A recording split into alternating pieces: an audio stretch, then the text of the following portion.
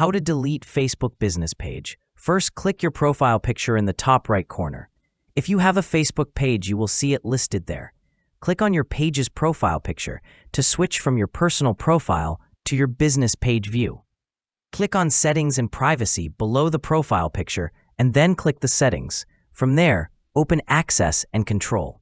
You will see three options: Deactivate page, temporarily hide your page without deleting it; Unpublish page, keep the page but make it invisible to the public; Delete permanently, remove the page completely. Click Delete permanently and then select Delete your page. At this point, Facebook will show a pop-up asking you to enter your Facebook profile password.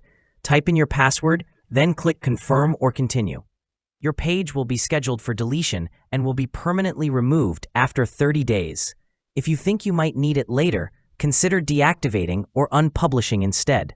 That is all you need to do to delete a Facebook business page. Follow these steps and it will be removed successfully.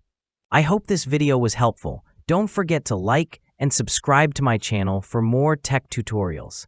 Thanks for watching.